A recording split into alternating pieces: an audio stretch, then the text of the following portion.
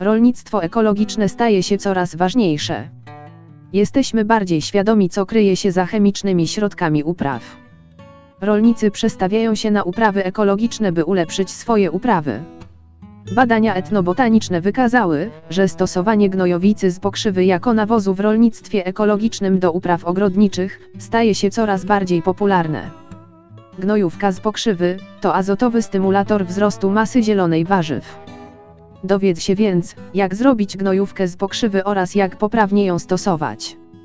Pokrzywa jest rośliną leczniczą o dużej wartości odżywczej, lecz traktowana jest jako chwast w ogrodzie i tępiona, ze względu na swoją ekspansywność. Niegdyś stosowana powszechnie w medycynie ludowej. Ma właściwości prozdrowotne wykorzystywane w łagodzeniu wielu schorzeń. Obecnie najczęściej znana jest jako herbatka ziołowa. Jednak roślina ta doskonale nadaje się również na nawóz słynący z tego, że zawiera duże ilości azotu, który stymuluje wzrost warzyw. Jeśli robimy gnojówkę, to najcenniejsze są pokrzywy młode, jeszcze nie kwitnące. Należy pamiętać, aby nie używać pokrzyw z nasionami i korzeniami, gdyż te nawet w sfermentowanej gnojówce potrafią przetrwać i rozsiać się po grządce. Ponieważ pokrzywa kłuje, zbieraj ją najlepiej w gumowych rękawicach. Do gnojówki użyj plastikowej beczki czy wiadra, nie należy używać metalowych pojemników. 1 kg pokrzywy należy zalać 10 litrami wody. Nie zapełniaj pojemnika po same brzegi, gdyż podczas fermentacji ciecz będzie wytwarzać gazy i buzować. Pojemnik zakrywamy, żeby nie zalęgły się larwy much i inne owady. Najlepiej sprawdzi się beczka z zakręcaną pokrywą. Należy codziennie, a przynajmniej kilka razy w tygodniu, otworzyć pojemnik i zamieszać ciecz, gdyż do prawidłowego przebiegu procesu fermentacji potrzebny jest tlen. Gnojówka ma ostry, nieprzyjemny zapach. Warto ustawić pojemnik w dalszej części ogrodu, używać gumowych rękawic i starych ubrań podczas podlewania. Pojemnik musi stać też w cieniu, by gnojówka się nie nagrzewała. Gnojówka będzie gotowa od 14 do 20 dni, gdy już przestanie się pienić, a jej barwa przybierze ciemny kolor. Jeśli chcesz zneutralizować przykry zapach gnojówki, dodaj do niej trochę mączki bazaltowej, która dodatkowo też wzmocni działanie specyfiku jako nawozu. Do jakich warzyw nadaje się gnojówka z pokrzywy? Ta gnojówka jest bogata przede wszystkim w azot, w mniejszej ilości w fosfor, magnez, wapń i żelazo. Są to składniki, które warunkują prawidłowy wzrost roślin. Głodne warzywa nie będą rosły, więc trzeba je odpowiednio nakarmić. Zawartość azotu w gnojówce z pokrzywy to 32%, potasu 19%, a fosforu 10%.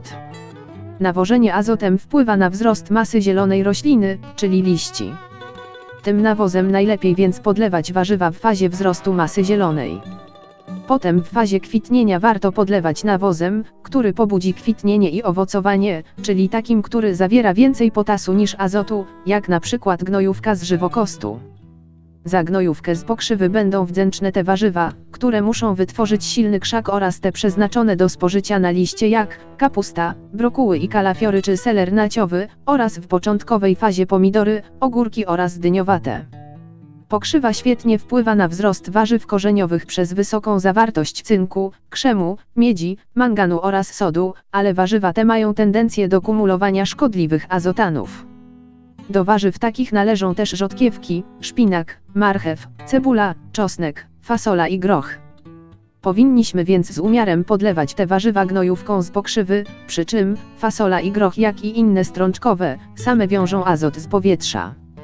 Gnojówką z pokrzywy można zasilać także drzewa owocowe, krzewy, iglaki czy kwiaty jednoroczne i byliny. Przed użyciem gnojówki konieczne jest jej rozcieńczenie wodą w stosunku 1 część gotowej już gnojówki z 10 części wody.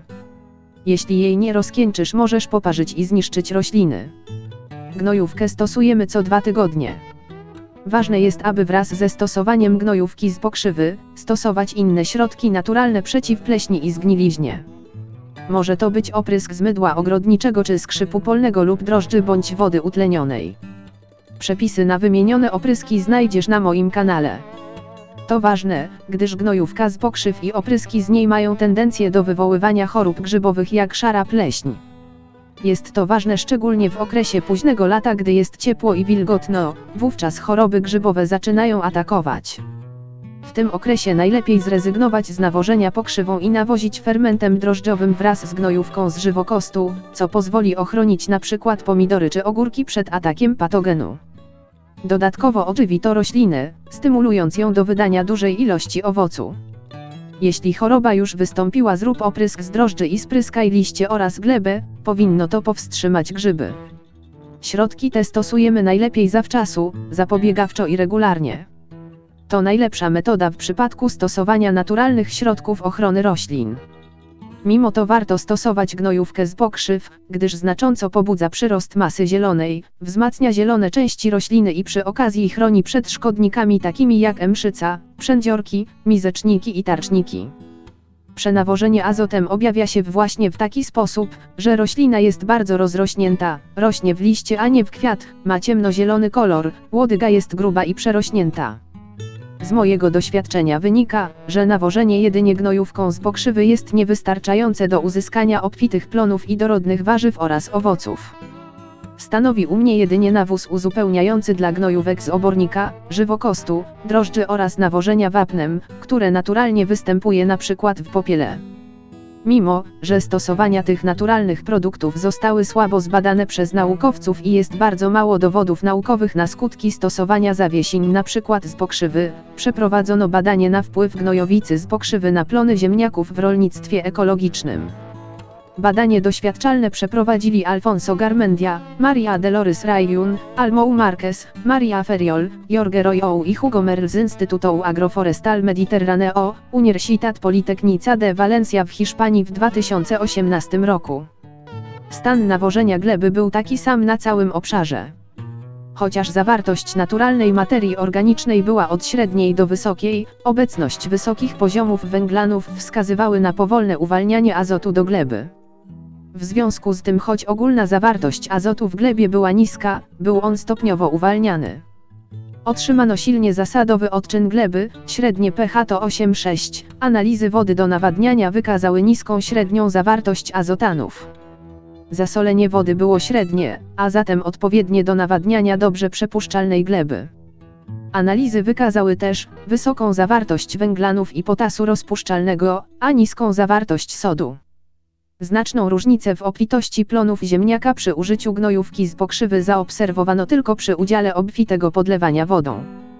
Analiza ANOA nie wykazała istotnych różnic w plonie bez dodatkowego nawadniania plantacji. W konsekwencji żaden z zabiegów na pokrzywę nie spowodował znacznego zwiększenia produkcji bulwy po wykluczeniu efektu podlewania. Co ciekawsze, rośliny potraktowane połową dawki dały więcej kilogramów bulwy, niż rośliny z zalecaną dawką gnojówki z pokrzywy. Badano też wpływ gnojówki na występowanie szkodników. Małe ilości szkodników zaobserwowano we wszystkich rodzajach zabiegów. Niski poziom obecności szkodników wskazywał więc, że brak zabiegu podlewania gnojówką znacząco zwiększył ich pojawianie się, co wskazuje na efektywność w walce ze szkodnikami. Choć badania innego naukowca o nazwisku Bossik przeprowadzone w 1996 roku wskazały co innego. Naukowiec badał skuteczność w zwalczaniu mszycy za pomocą zimnej wody i fermentujących zawiesiń pokrzywy. Stwierdził, że miały bardzo niski lub nieistotny wpływ na mszyce, takie jak H. pruni, Ceribis czy Aspira efaga, i zgodnie z tymi badaniami obecność szkodników i chorób nie dała znaczących różnic między zabiegami. Kolejne badanie na pokrzywie nasuwa jeszcze ciekawsze wnioski. Analizy chemiczne przeprowadzone podczas tego eksperymentu wykazały w sumie niską zawartość azotu w gnojówce z pokrzywy, w porównaniu z zieloną i sfermentowaną rośliną. Badanie to przeprowadzili Sorensen i Torup Christensen w 2011 roku. Uzyskali od 2,2% do 3,3% azotu z posiekanego stałego zielonego nawozu z pokrzywy. Dlatego stały zielony nawóz z pokrzywy prawdopodobnie zawiera więcej azotu niż płynna gnojowica, w której zawarty azot to 32%. Jednak po zbadaniu wpływu na warzywa takie jak kalafior, jarmuż, por i seler są obserwowane o wiele lepsze plony po zastosowaniu nawozów zielonych o niskim stosunku węgla do azotu. Wskazano też, że najwięcej azotu z całej rośliny zawierają nie liście, a korzenie pokrzywy. Rosny-Hex-Himmel przeprowadził badania w 1985 roku, dochodząc do wniosku, że w pokrzywie najważniejszymi związkami azotu są wolne aminokwasy, z których asparagina i arginina składają się aż w 80%. Ostatecznie z badań wynikło, że naukowcy otrzymali niewielki wzrostu roślin ziemniaka, ale nie miało to wpływu znacząco na jego plon. Badano jedynie roślinę ziemniaka, więc nie oceniono ostatecznie zastosowania gnojowicy jako nawozu w innych uprawach ogrodniczych.